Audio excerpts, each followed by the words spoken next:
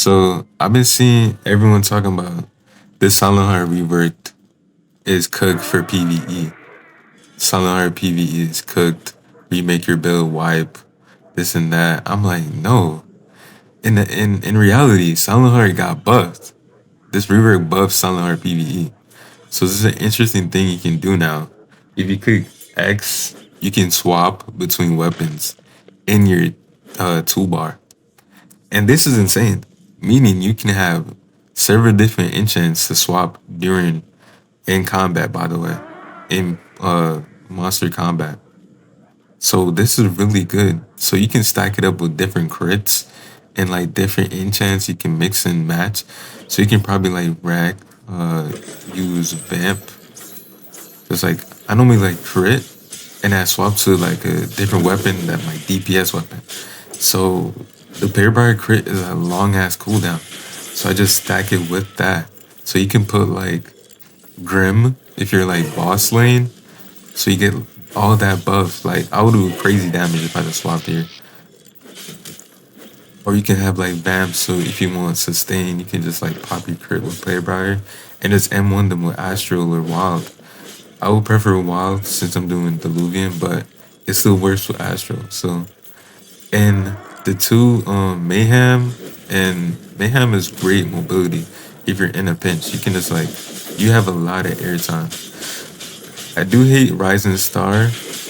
I wish they would revert Manicotti because Manicotti was really good because it gave you iframes. And funny enough, people did not know Manicotti maxes your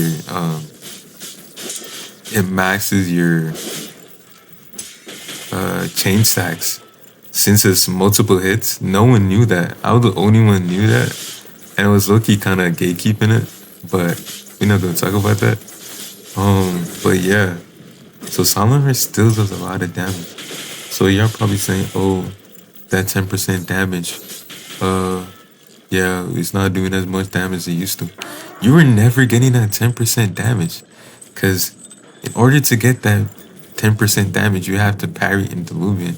And the only time you're really parrying is the Enforcer attacks.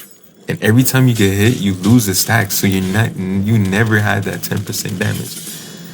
So you do lose on the 15% base elemental resistance. But the only mob that uses elemental resistance is crabs. There may be a few more, like the flame threshers, like the flame attacks. But like mostly it's just that, or like the red Sharko, the legendary Sharko. So Silentheart PvE is still good.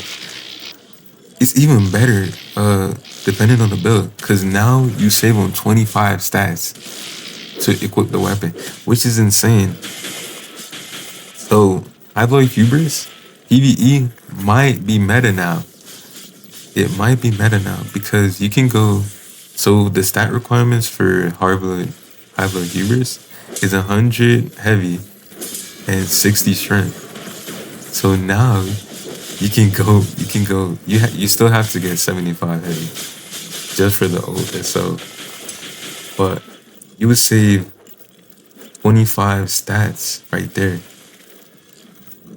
And for the strength requirement is 60 strength, and you just have to go 35 strength. So expect me to make a Hybloid Hubris Silentheart build, cause it's just really good. I'm gonna stack it with the Palewire crit. And I'm gonna have Wild on the Hybloid Hubris and the Speed Demon. Everyone says Speed Demon has like it does have a 1 second cooldown, but I'm not sure if it's like single target. Everyone says single target. I need to test that. I don't believe everything people say. I have to test it myself. But yeah, Silentheart PvE is not cooked. It is not cooked. I repeat, it's not cooked. It's actually better. I'm gonna keep it a butt. It is better. So I don't want to hear Silentheart fell off, this and that. Silentheart is still good. So if you do enjoy my content, we're on the way to 1K subs. So just leave a like, comment, and subscribe. I'm gonna put like the Diluvian gameplay or my wave 25, see what I get, and I'll be have a wonderful day. Okay, signing off.